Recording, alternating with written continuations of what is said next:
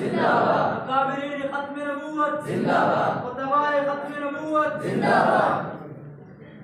الحمد لله والصلاة على أهلها. أما بعد فأعوذ بالله من الشيطان الرجيم والذين جاهدوا فينا لنهدينهم سبلنا صدق الله العظيم. وقال النبي صلى الله عليه وسلم حب الوطن من الإيمان أو كما قال عليه الصلاة والسلام. جب بڑا وقت گلستہ پہ تو خود ہم نے دیا، جب بڑا وقت گلستہ پہ تو خود ہم نے دیا، جب بہار آئی تو کہتے ہیں تیرا کام نہیں. میری عقیدتوں کے مرکز علم و حلم کے نثار علماء اکرام، بصیرت و بصارت سے ہمکنار منصفین اعزام اور روشن اسلامیہ کے روشن کردار طلباء اکرام، السلام علیکم ورحمۃ اللہ تعالی وبرکاتہ. سامعین گرامی، آج کے اس تقریری مقابلے میں میں جس موضوع کو تخیلات کی وادیوں سے نکال کر آپ کے ذہنوں میں اتار کر دل کی بنجر زمین کو سیراب کرنا چاہتا ہوں، وہ تحریک پاکستان میں علماء حق کا کردار. سامعین گرامی، ہندوستان میں تحریک آزادی سے لے کر قیام پاکستان تک علماء حق نے جو کردار ادا کیا ہے وہ تاریخ کا ایک روشن باب ہے جو آنے والی نسلوں کے لیے تاریخیوں کے وجود میں روشنی کا مینارہ ہے.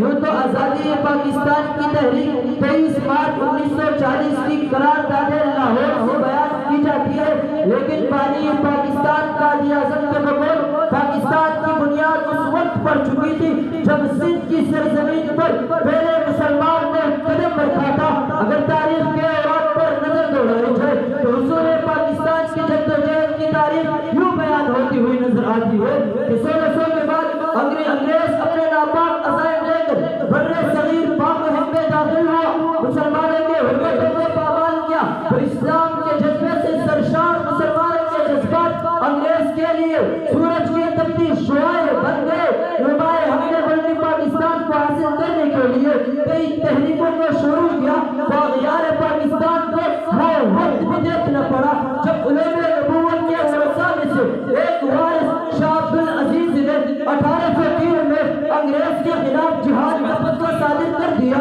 تحریک شروع ہوئی. اس تحریک کی قیادت میں سید احمد شہید، شاہ اسماعیل شہید کے نام انگریز کے لیے بے شمار علاقوں میں سبب شکست بن کر 1831 میں جامع شہادت پیش کر گئے.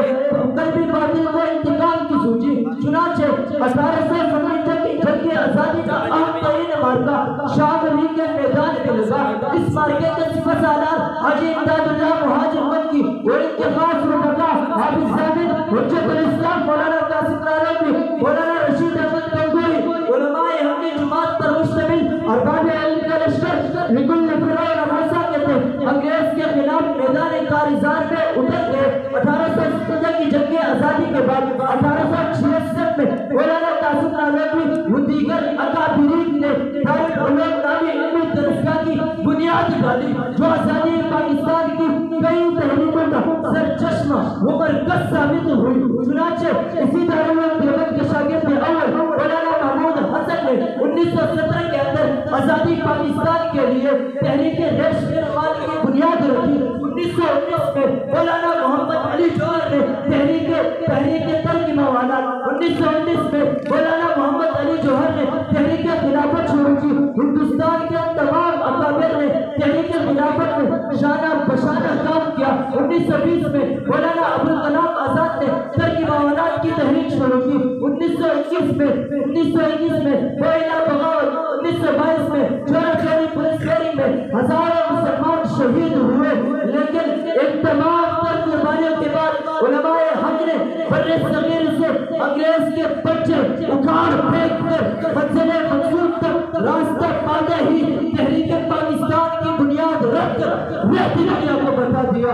ہم سے تاریخ ہے، تاریخ کا عنوان ہے. ہم سے تاریخ ہے، تاریخ کا عنوان ہے. ہم وقت بھی جانتا ہے، وقت کی پہچان ہے. ہم سے الجھو گے تو انجام برا ہوگا، ہم سے الجھو گے تو انجام برا ہوگا.